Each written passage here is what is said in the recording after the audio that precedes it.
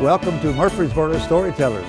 And today we're located in Nashville at the headquarters of Second Harvest of Middle Tennessee.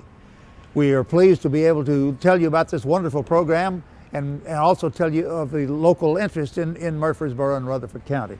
We have as our first guest today, Janie Day, who is the CEO of Second Harvest of Middle Tennessee. That's correct. Good morning. Welcome to Second Harvest. We're glad to have you here this morning. Well, thank you. We've known a lot about Second Harvest over the years, but not nearly as much as I've learned recently, which brings us to you and talk about what's going on in Rutherford County a little bit later. But let's talk about Second Harvest of Middle Tennessee generally. Let's talk about Janie first. Okay. I understand you've been with Second Harvest for a number of years.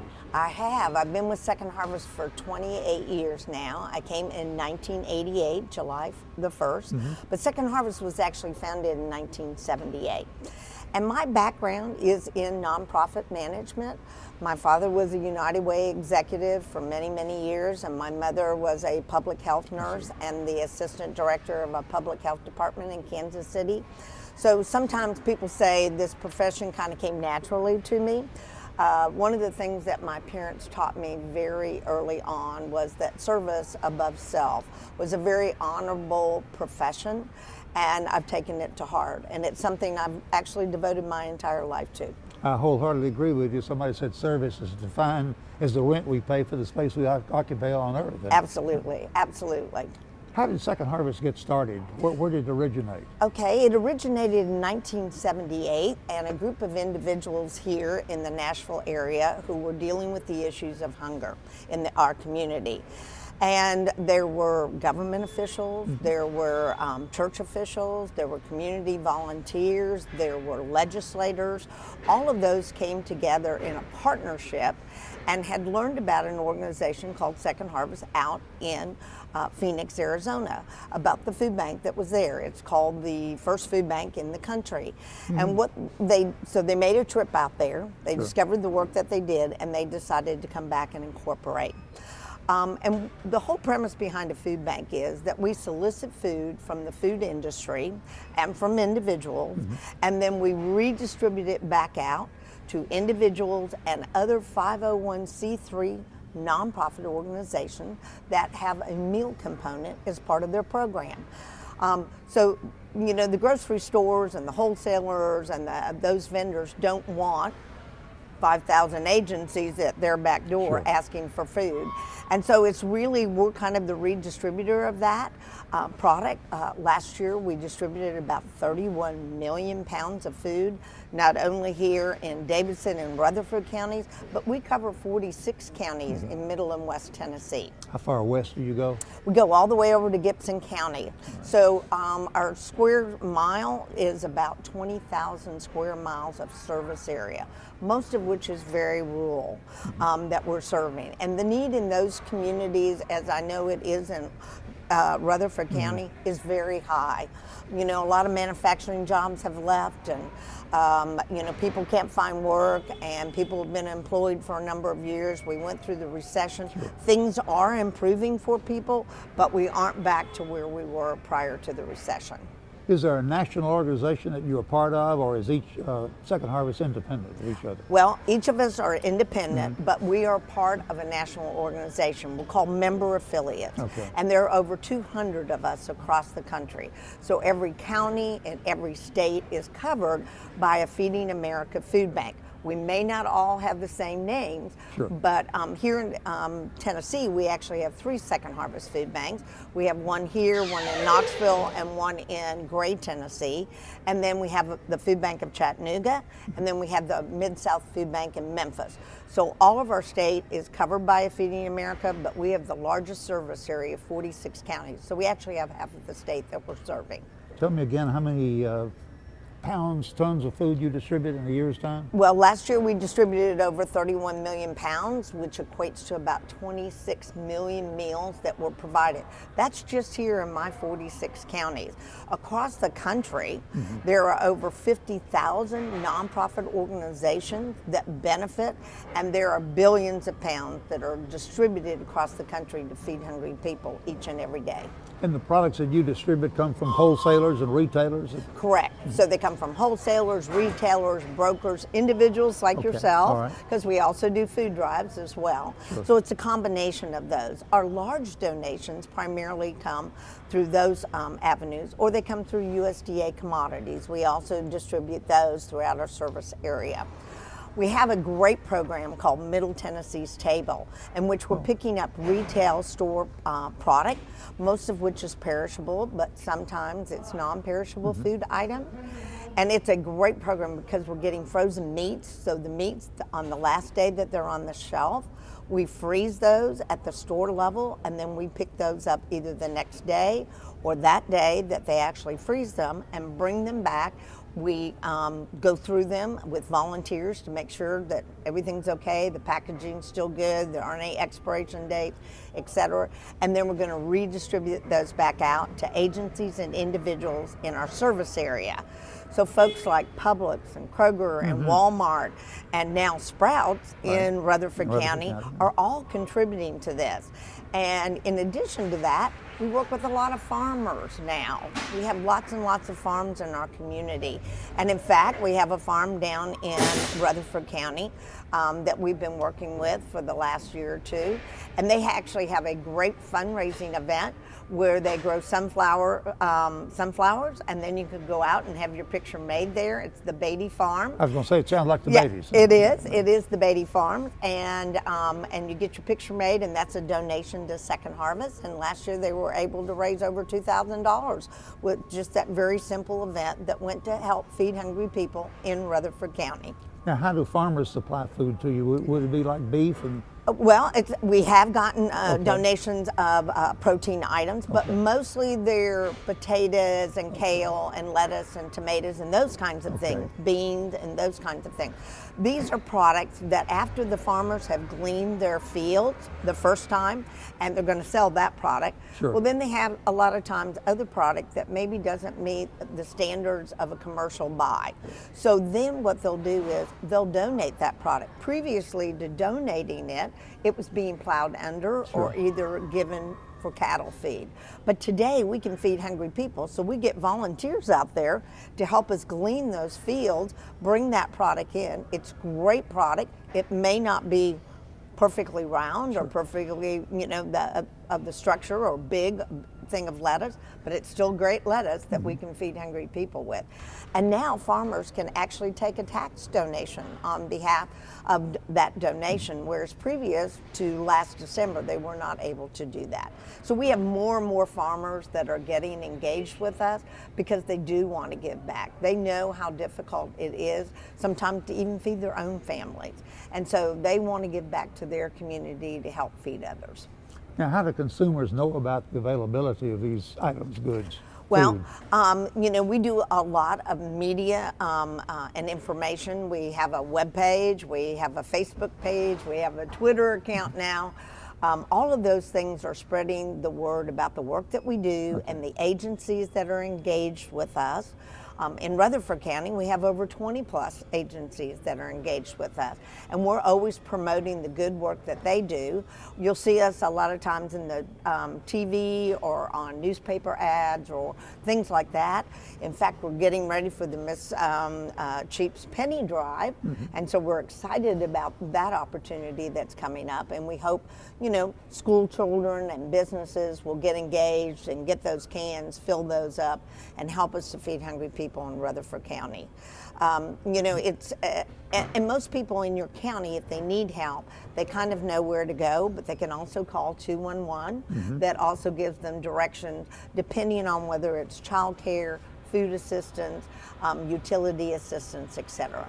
So the food will actually be distributed by the local agencies and not That's by correct. Second Harvest. You That's get them correct. through the agencies. We actually have some programs here in Davidson do you? County that we actually administer ourselves. There are some senior feeding programs, some children feeding programs, and then we also have the emergency food box. In Rutherford County, you've got some great agencies down there that are providing those services. Now, when you go to your local grocery store and you see when you're dropping those cans in those at the Kroger barrel as you leave during the fall months or things like that, anytime there's a food drive at a school in Rutherford County, all that food stays in Rutherford County. That doesn't come back to our warehouse here in Nashville. And I always like people to understand that when we do the postal drive. All that food that's raised, we promote all that on behalf of our agencies, and then they're actually the recipients of the product that's actually raised in your county. So we're very proud of that. Let's talk about where we're located at your headquarters and your warehouse in Nashville. Correct? Right. So we are actually located on Great Circle here in Metro Center. We've been here now for almost 13 years. We built this facility as the food industry started to change, where we needed more refrigeration. You know, our eating habits as a society have changed. We want to eat more fresh fruits and vegetables, which is great. It'll make us healthier. But we also have a lot of frozen opportunities as well. And in our previous warehouse, this is actually our 4th location in the history of the food bank. We were established in '78, but we needed more refrigeration. And as you can see, all the food in here will move within the next 15 days. Okay. So you won't see the same food in here. It'll change and there'll be new food coming in. And in this warehouse, you'll see donated food. You'll see purchased food, because we don't always get everything that we need and that our agencies need. So you have to buy some food items to fill that Sometimes we need. have to buy. And we've been able to negotiate some great deals with manufacturers at very low cost, that's lower even than what they can go out on the open market and purchase it. So there's a cost savings. We just pass that on directly to those agencies if they want to participate and they need that product. And then we give away, last year we had over 9 million pounds of perishable or produce items that we were able to give away at no cost to all of our agencies throughout our 46 counties. So, yes. How many square feet do you have here in the warehouse? We have a little over 72,000 square feet. It's not big enough. We're looking on working on a capital campaign to expand not only this facility, but really to look at possibly building a facility or retrofitting a facility in Rutherford County. Right, and we're excited about that. We're going to let Taylor Loyal tell us Talk more about that. Perfect. I know you have even a large number of volunteers working here today in the facility. Is that a daily situation? It is a daily situation. You know, we don't run our business without volunteers. I'm sure. Last year, we had over 85,000 volunteer hours that were donated to us. That's over $2 million if you had to go in the open market and purchase those individuals and pay them to come in and help us. They sort our food, they help us pack our backpacks, they help us with our frozen meat in sorting that product as well. We do produce bagging here as well. But, you know, they are the lifeblood of our organization, and we can't do the work that we do without them. So it's critical. So we always tell people, if you want to get engaged with us, that's a great way to get engaged. I'd say so. And if you can't come to the warehouse, you can help us raise money. You could hold a special event in the county in which you live, and you can bring awareness to the work that we do and help to finance that, some of the programs, or sponsor a kid's backpack in Rutherford County. We've got about 350 kids that are being served by only 3 backpack programs currently in Rutherford County, and we would really love to expand that. So the way that we can do that is to get individuals engaged and involved in providing that. What goes into a backpack for the children? Well, it is a shelf-stable item Okay. that we put Food in items, food right, items, okay. shelf-stable food items like 2 drinks, a milk and a juice. There'll be a protein product, there'll be a fruit product in there, and we package all of these, and then we will send them to the schools, and then the teachers decide on a Friday if they have a child that they think is food insecure over the weekend. And if they believe that, they have the discretion to give that child and just slip that little package of food into their backpack. That will last them and get them through the weekend. The teachers actually came to us and helped us to create this program Sure. because they saw Well, where they kids daily see that, they I'm daily sure. see that, and they saw kids that were struggling and having health issues and having attention deficit issues because they were hungry, or behavioral issues. And now on Monday mornings, they say those kids that were struggling before, now that they're getting backpacked, they're paying more attention, their test scores are rising, they have less health issues, and they come to class. So all of those things are happening because of food. You know, food can lead to so many different opportunities for individuals, for services that they may need. So I love being able to provide that role, even if it's just in a very small way, to families who need our help. How many employees do you actually have? We have over 105 employees now. Okay. We have 18 trucks on the road every single day going throughout our 46 counties. We have accounting people, we have fundraisers, we have volunteer services. We have our material handlers that you've seen moving around here. So it's quite an extensive list, but when you're moving 31 million pounds of food a year, you have to make sure you have an adequate staff. Everything we do is about logistics, really. It's about coordination and making sure that we're listening to what our agencies need, who are our boots on the ground out there, to say, here's what we need. Could you source that for us in a much bigger way? Or could you access that at a very reduced cost? So we're very customer service around the people that need us, not only the direct client that receives the food, but also those agencies that we serve. What is your budget? Our budget is actually $45 million. Now, that includes a social enterprise project that helps to support the food bank here called Project Preserve. And we actually started that a number of years ago. And what we do is we have a manufacturing here on site. So we're producing good, nutritious food that's low in sodium and low in sugar. We do tray packs, and we distribute those at a very low cost to our agencies. So we're taking bulk donated product that before may not have been accepted and had to go in the landfill, that's now being utilized to feed hungry people. That's part of it, and any funds that are generated to that go back to the food bank. In addition, we actually purchase food for other food banks across the country on their behalf because we negotiated these great deals with manufacturers. Oh, wonderful. And so we all need about 5 of the same items. We need peanut butter, canned fruits, canned vegetables, pastas, macaroni and cheese, soups, tomato sauce.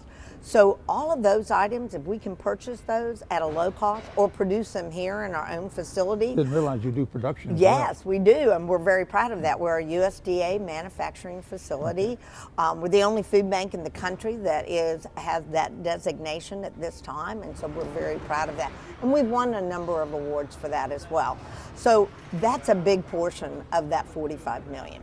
In your fundraising, I'm sure that is a very large part of your activity all year long.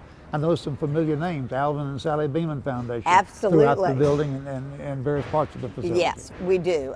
Those folks helped us to actually build this facility. Okay. You'll see the Frisk, you'll see many of our large corporations across the community, Bridgestone, who have helped us to get to where we are today and continue to help us get there.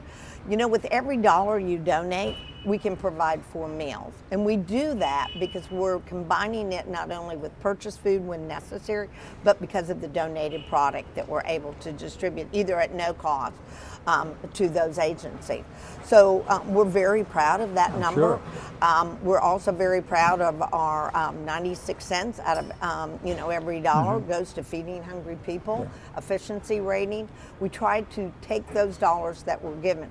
But money is important because many times when you give, we can specifically then buy the product that's needed and give it to those who need it the most. And so we can take your dollar and actually turn it into more meals many times.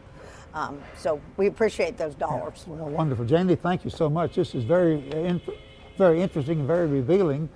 I had no idea all the different things you do, the different approaches you have, and congratulations on the great success you have for Middle Tennessee. Thank you. We're glad that we're able to, we're a community food bank, and we're glad that we're able to serve the community. So thank you. Thank you. We've been talking with Janie Day, CEO of the Second Harvest Food Bank of Middle Tennessee. Now we're pleased to welcome to our Storyteller program Taylor Loyal, who is the development manager for Second Harvest of Middle Tennessee for Rutherford County. Yes, sir. Taylor, welcome and congratulations on the work that you're doing. Thank you. Thanks for coming out and joining us today. Oh, it's quite a story. I knew you first, I believe, as an editor-publisher of the Daily News Journal. Yes, sir. And you've changed over to a wonderful program. How Thank you. did you happen to make the change, the opportunity available to you? Well, John, I think being in the media locally and seeing the issues that we're facing. Rutherford County is a very prosperous community. We're in a really prosperous time for our community. We got some great leadership in Rutherford County that are making some big things happen.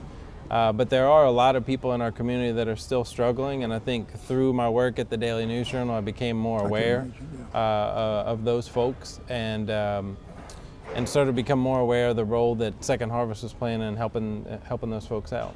You mentioned earlier a statistic that of the counties that you serve, that 46? Yes, sir. 46 counties you serve, that the largest number of needs are in Rutherford County out of all the other counties? Right. So we serve 46 counties in Middle and West Tennessee, and Rutherford County has the second highest number of food insecure people after Davidson County. We have about 37,000 people in Rutherford County that are what we would consider food insecure.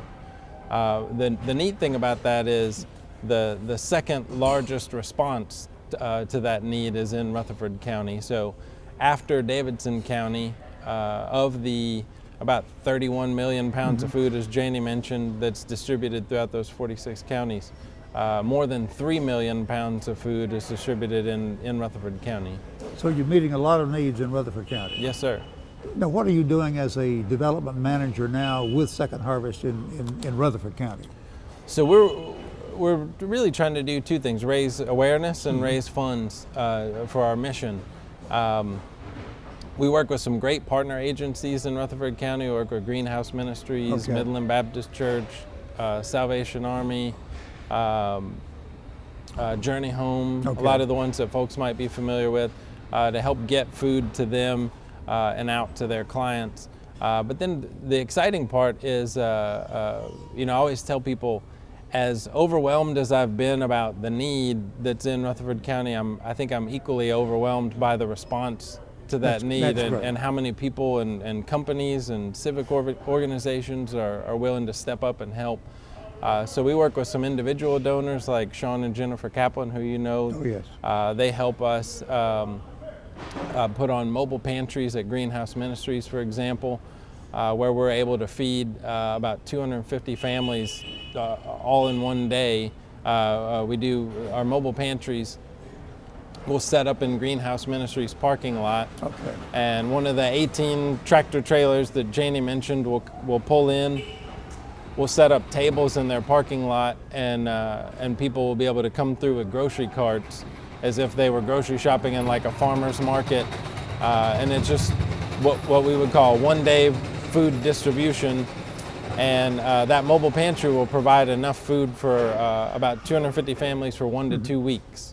So it'd be just like if I went to the grocery store and we were able to get the food for the week, then they're able to do that there. And ultimately, some of those people are facing the decision: do I pay a car note, or do I pay my rent, or do I buy food for my family this week? So by being able to take that off the table, they're able to focus on some other things. We also have some great corporate partners with Auto Art, with Old South Homes, and some others where they've really stepped up to the plate and made fighting hunger in Rutherford County a priority for them. When you set up there with your mobile pantries, is that weekly or daily? That's monthly. Monthly, that okay. we do there.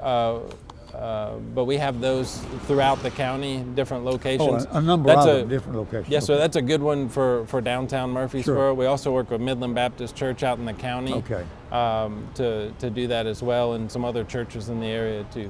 Tell me about the efforts that you are undertaking now to build a facility in Rutherford County. Sure. So this facility that we're in right now is about 80,000 square feet.